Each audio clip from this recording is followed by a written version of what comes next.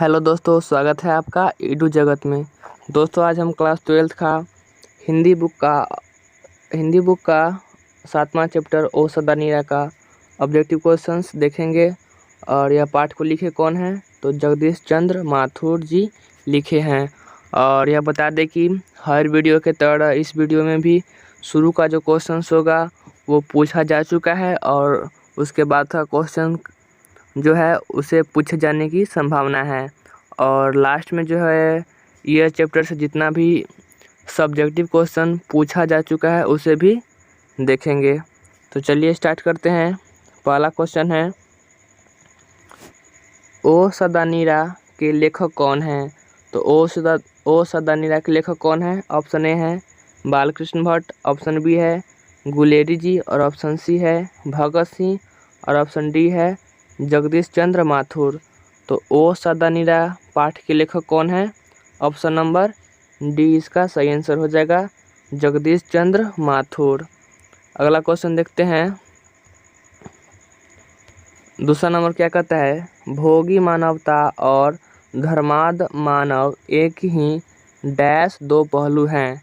तो option A है सिक्के का और ऑप्शन बी है ठीकरी का, ऑप्शन सी है ये दोनों का और ऑप्शन डी है इनमें से कोई नहीं। तो भोगी मानवता और धर्माद मानव एक ही सिक्के के दो पहलू है। इसका ऑप्शन नंबर ए सही है। दूसरा नंबर 3 नंबर क्वेश्चन देखते हैं। भितिहरवा आश्रम के शिक्षक कौन थे? तो ऑप्शन ए है पुंडरीक जी, ऑप्शन बी है पुंडलिक जी और ऑप्शन सी है जगदीश चंद्र माथुर और ऑप्शन डी है इनमें से कोई नहीं।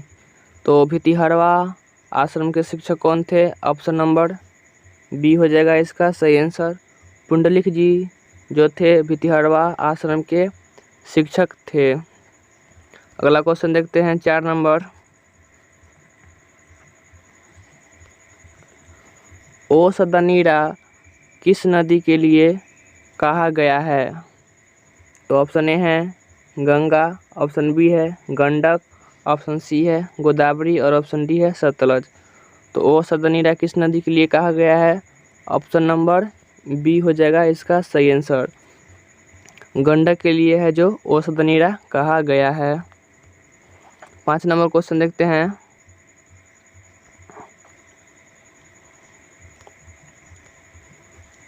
ओ सदा नीरा हिंदी साहित्य की कौन सी विधा है?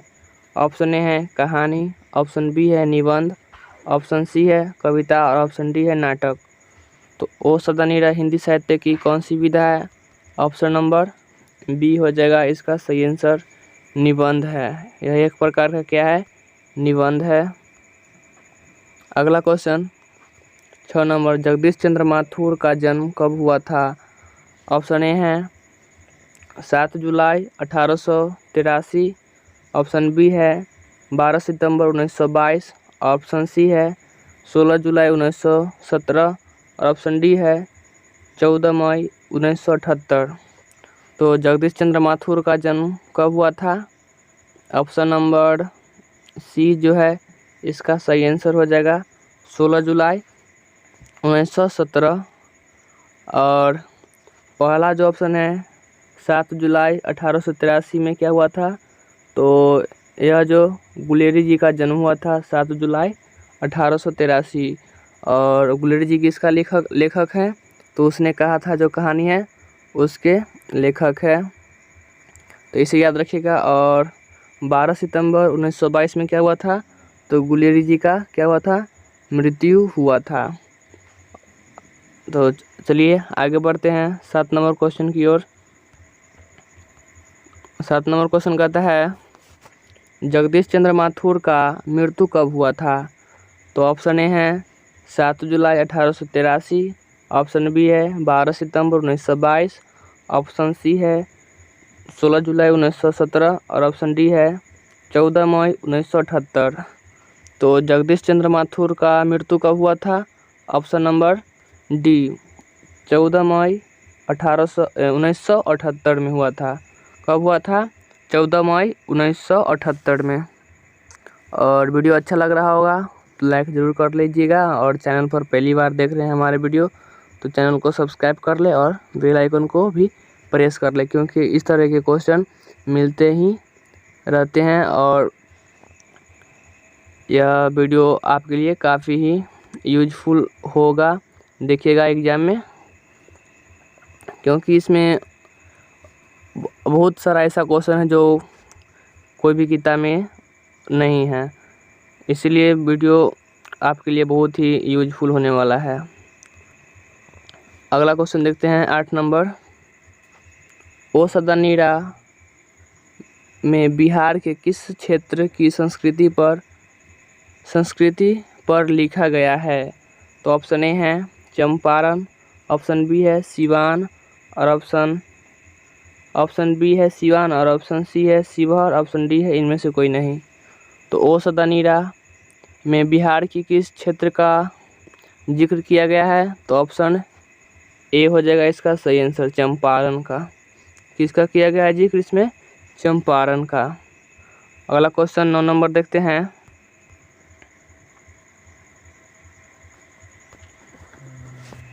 माथुर जी किस राज्य का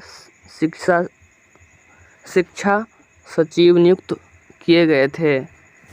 तो ऑप्शन ए है उत्तराखंड, ऑप्शन बी है मध्य प्रदेश, ऑप्शन सी है बिहार, ऑप्शन डी है हिमाचल प्रदेश। तो माथुर जी जो हैं किस राज्य का शिक्षा सचिव बने थे? तो ऑप्शन इसका सी हो जाएगा सही आंसर, बिहार का जो है शिक्षा सचिव नियुक्त हुए थे। अगला क्वेश्चन देखते हैं 10 नंबर, और इसमें कुल 35 क्वेश्चंस हैं, तो वीडियो को लास्ट तक जरूर देखिएगा, काफ़ी ही आपके लिए कामयाब होने वाला है यह वीडियो, तो ध्यान से लास्ट तक देखिएगा। और 10 नंबर क्वेश्चन क्या कहता है? निम्न में कौन सी उपाधि माथुर जी को मिली? तो ऑप्शन ए है विद्या कामिनी, ऑप्शन बी है विद्या प्रदक्षिणा, और ऑप्शन सी है विद्या वारिधि, और ऑप्शन डी है विद्या दायिनी। तो माथुर जी को कौन सा उपाधि मिला था? ऑप्शन नंबर सी हो जाएगा इसका सही आंसर, विद्या वारिधि। अगला क्वेश्चन देखते हैं 11 नंबर।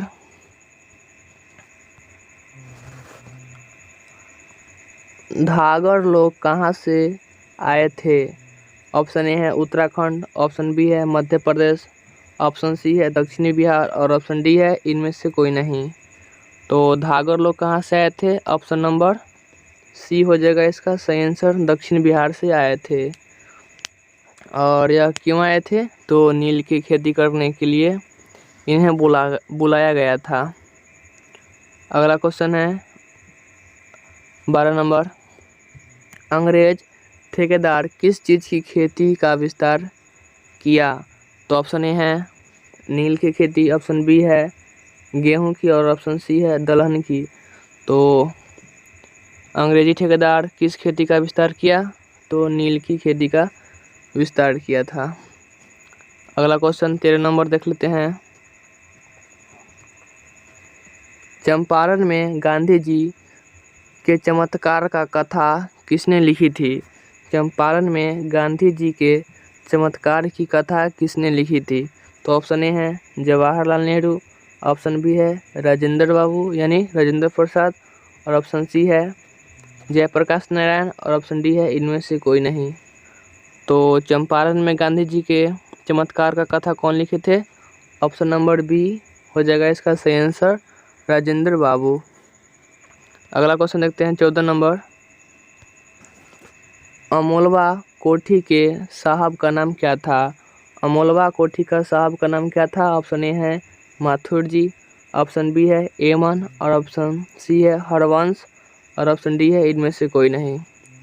तो अमोलवा कोठी के साहब का नाम क्या था? ऑप्शन नंबर बी एमन हो जाएगा इसका सही आंसर। आगे का क्वेश्चन देखते हैं 15 नंबर। 3 कठिया प्रणाली में किसान को हर 20 कट्ठा में कितने कट्ठा में नील की खेती करना लाजमी था यानी आवश्यक था? तो ऑप्शन ए है 5 कट्ठा, ऑप्शन बी है 10 कट्ठा, ऑप्शन सी है 15 कट्ठा और ऑप्शन डी है 3 कट्ठा। तो 3 कट्ठा प्रणाली में किसान को हर 20 कट्ठा में कितने कट्ठा पर नील की खेती करना लाजमी था? तो ऑप्शन नंबर डी हो जाएगा इसका सही आंसर। 3 कट्ठे में रोपना लाजमी था, यानी हर 20 कट्ठा में 3 कट्ठा में नील की खेती होता था और जो बाकी बच गया उसमें दूसरा खेती होता था। और 20 कट्ठा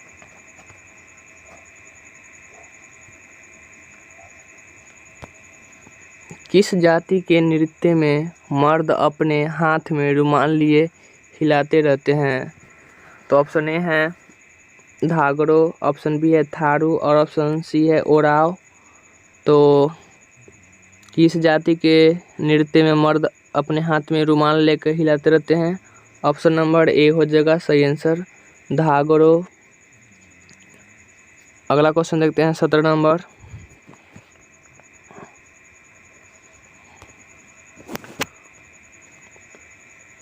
बिछुड़ी माता के सुखद समस्पर्श की स्मृति किसे मिली थी?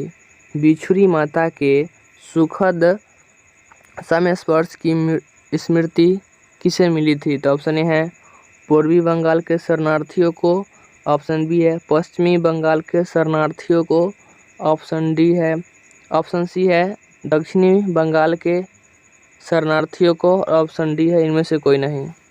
तो बिछुड़ी माता के सुखद समस्पर्श की स्मृति किसे मिली थी? तो ऑप्शन ए है जो इसका सही आंसर हो जाएगा पूर्वी बंगाल के शरणार्थियों को। इसका आंसर क्या हो जाएगा? Option number A. अगला क्वेश्चन देखते हैं। धागर शब्द का अर्थ ओराव भाषा में क्या होता है? तो ऑप्शन ए है भाड़े का मजदूर, ऑप्शन बी है बंधुआ मजदूर, ऑप्शन सी है ये दोनों, और ऑप्शन डी है इनमें से कोई नहीं। तो धागर शब्द का ओराव भाषा में क्या अर्थ होता है? ऑप्शन नंबर ए हो जाएगा सही आंसर, भाड़े का मजदूर। 19वां क्वेश्चन देखते हैं। बिहार के सुप्रसिद्ध सांस्कृतिक उत्सव वैशाली महोत्सव का बीजारोपण किसने किया था? तो ऑप्शन ए है हरिवंश, ऑप्शन बी है माथुर, ऑप्शन सी है हरि सिंह देव, और ऑप्शन डी है इनमें से कोई नहीं। तो वैशाली महोत्सव का बीजारोपण किसने किया था? ऑप्शन नंबर बी हो जाएगा सही आंसर, माथुर जी जो हैं वो वैशाली महोत्सव का बीजारोपण किए थे। अगला क्वेश्चन है निम्न में कौन सा पुरस्कार माथुर जी को प्राप्त है? ऑप्शन ए है नोबेल पुरस्कार, ऑप्शन बी है भारत रत्न, और ऑप्शन सी है साहित्य अकादमी पुरस्कार, ऑप्शन डी है कालिदास अवार्ड। तो माथुर जी को कौन सा पुरस्कार मिला था? ऑप्शन नंबर डी जो है इसका सही आंसर हो जाएगा, कालिदास अवार्ड जो है माथुर जी को मिल चुका है। अगला क्वेश्चन देखते हैं 21 नंबर क्या कहता है? विद्या वारिधि की उपाधि किसे प्राप्त है? तो इसका तो आंसर इसी याद हो गया होगा, ऑप्शन नंबर बी जो है इसका सही आंसर हो जाएगा, क्योंकि यह क्वेश्चन ऊपर देख चुके हैं। तो आगे का क्वेश्चन देखते हैं 22 नंबर।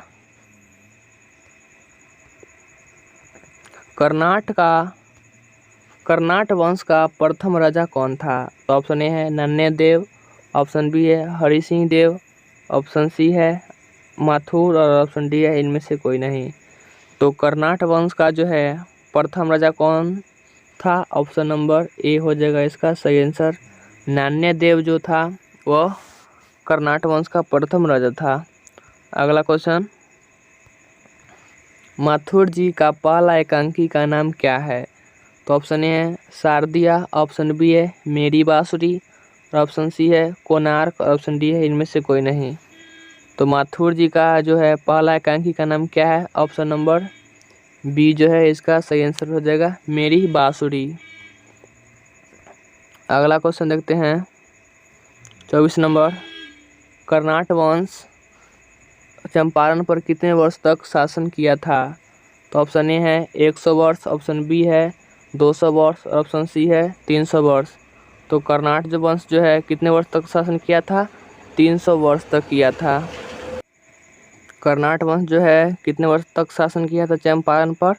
तो 300 वर्ष तक। अगला क्वेश्चन 25 नंबर। राजा हरि सिंह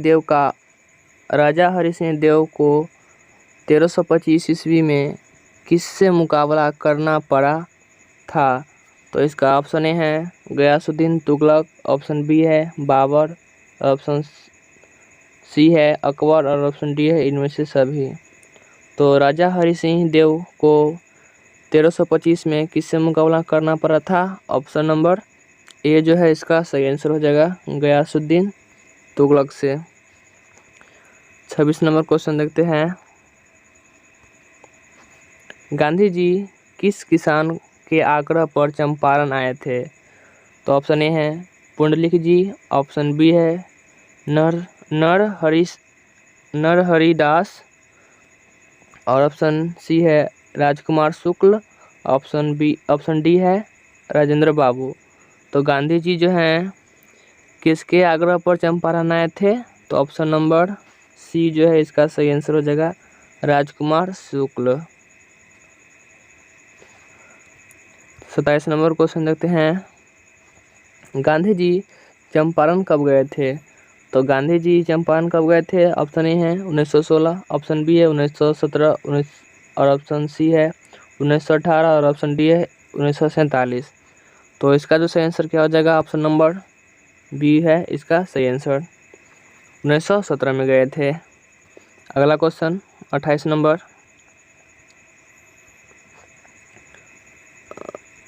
बरहरवा का विद्यालय में कौन शिक्षक थे? बरहरवा का विद्यालय में कौन शिक्षक थे? तो ऑप्शन ए है श्री ववन जी गोखले, ऑप्शन बी है अवंतिका बाई गोखले, ऑप्शन सी है देवदास और ऑप्शन डी है इनमें से सभी। तो बरहरवा विद्यालय में कौन शिक्षक थे? ऑप्शन नंबर डी जो है इसका सही आंसर हो जाएगा, क्योंकि जो श्री ववन जी गोखले थे यह भी शिक्षक थे और अवंतिका बाई जो थी वह भी शिक्षिका थी और ऑप्शन सी जो है देवदास वो भी यह स्कूल में पढ़ा रहे थे। तो इसीलिए इसका सही आंसर क्या हो जाएगा? ऑप्शन नंबर डी सही आंसर हो जाएगा। और अवंतिका बाई जो है वह कौन थी? इनके पत्नी थी, ववन जी गोखले की पत्नी थी। और 29 नंबर क्वेश्चन देखते हैं। पुंडलिक जी कहाँ से बुलाए गए थे? यानी पुंडलिक जी को गांधी जी कहाँ से बुलाए थे? तो ऑप्शन ए है मोतिहारी से, ऑप्शन बी है बेतिया से, ऑप्शन सी है बेलगांव से और ऑप्शन डी है इनमें से कोई नहीं। तो पुंडलिक जी को जो है गांधी जी कहाँ से बुलाए थे? ऑप्शन नंबर सी जो इसका सही आंसर हो जाएगा बेलगांव। अगला क्वेश्चन देखते हैं। 30 नंबर क्या कहता है? गंडक को नारायणी कहाँ बोला जाता है? यानी गंडक को जो है नारायणी किस जगह पर बोला जाता है? तो ऑप्शन ए है कुशीनगर, ऑप्शन बी है मोतिहारी, ऑप्शन सी है बेतिया और ऑप्शन डी है इनमें से कोई नहीं। तो गंडक को जो है नारायणी कहाँ बोला जाता है? ऑप्शन नंबर बी जो है सॉरी ऑप्शन नंबर ए जो है इसका सही आंसर हो जाएगा। कुशीनगर में जो है गंडक को क्या बोला जाता है? नारायणी बोला जाता है। 31 नंबर क्वेश्चन देखते हैं। गंडक के किस तट पर बिहार के नंदगढ़ का विशाल स्तूप स्थापित है? तो ऑप्शन ए है पूर्वी तट पर, ऑप्शन बी है पश्चिमी तट पर, ऑप्शन बी है उत्तरी तट पर, ऑप्शन डी है दक्षिणी तट पर। तो गंडक के पूर्वी तट पर जो है बिहार में नंदगढ़ का विशाल जो है स्तूप स्थापित है। तो अगला क्वेश्चन देखते हैं 32 नंबर। निम्न में कौन सा नदी रामपुरवा और भितिहरवा होते हुए उत्तर नेपाल के निकट भिकना थोड़ी तक जाती है। तो इसका जो है ऑप्शन देखते हैं। ऑप्शन ए है गंडक नदी, ऑप्शन बी है पंडई नदी और ऑप्शन सी है पंचनद नदी। तो इसका जो सही आंसर क्या हो जाएगा, ऑप्शन नंबर बी जो है इसका सही आंसर है। पंडतई नदी जो है रामपुरवा और भितिहरवा होते हुए उत्तर नेपाल के भिकना थोड़ी तक जाती है। 33 नंबर क्वेश्चन देखते हैं। भगवान महावीर का जन्म कहाँ हुआ था? तो ऑप्शन ए है शिवहर, ऑप्शन बी है वैशाली, ऑप्शन सी है सिवान और ऑप्शन डी है चंपारण। तो भगवान महावीर का जन्म कहाँ हुआ था? ऑप्शन नंबर बी जो है इसका सही आंसर हो जाएगा, वैशाली में हुआ था। अगला क्वेश्चन देखते हैं 34 नंबर। गजगरा का युद्ध समाप्त कहाँ हुआ था? ऑप्शन ए है हरिहर क्षेत्र, ऑप्शन बी है नंद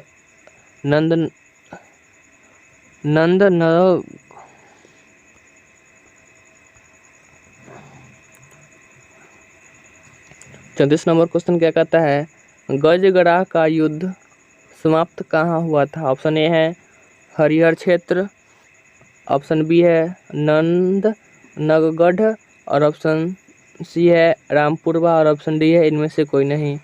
तो गजगरा का युद्ध कहाँ समाप्त हुआ था? ऑप्शन नंबर ए जो है इसका सही आंसर हो जाएगा,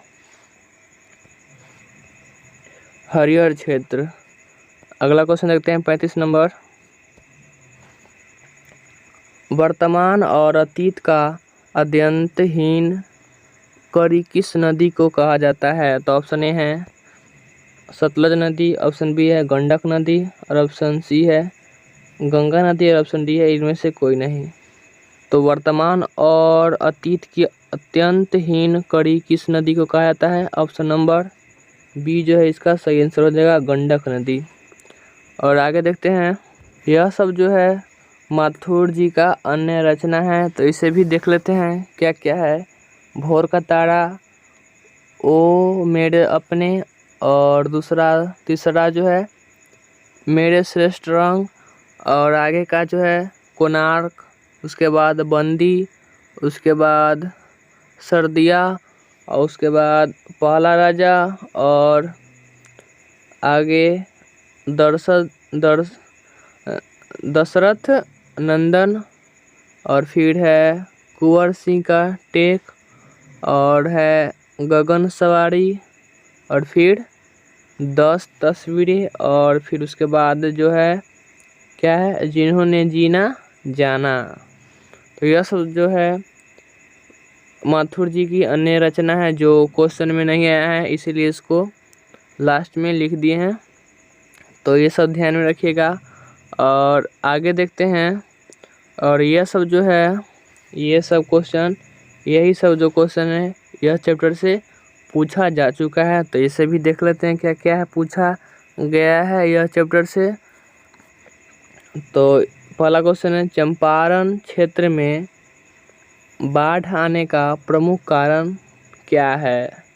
तो यह जो क्वेश्चन है पूछा गया है। फिर दूसरा क्वेश्चन क्या है, गंगा पर पुल बनाने में अंग्रेज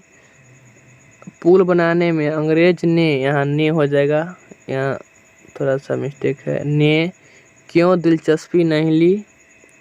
और फिर क्वेश्चन है, पुंडलिक जी कौन थे? और आएगा क्वेश्चन है, ओ सदनीरा पाठ में आए नौका विहार प्रसंग का वर्णन करे। और फिर क्वेश्चन है अगला, गांधी जी के शिक्षा संबंधी आदर्श क्या थे? और फिर आएगा क्वेश्चन है, ओ सदनीरा पाठ का सारांश लिखे। तो इस टाइप से क्वेश्चन पूछे जा चुके हैं। तो यही टाइप से आप अपना तैयारी कर लीजिएगा। आज के वीडियो यहीं तक। यदि वीडियो अच्छा लगा होगा तो लाइक ज़रूर कीजिएगा, और चैनल पर पहली बार आए हैं तो चैनल को सब्सक्राइब कर ले और बेल आइकन को दबा ले। धन्यवाद।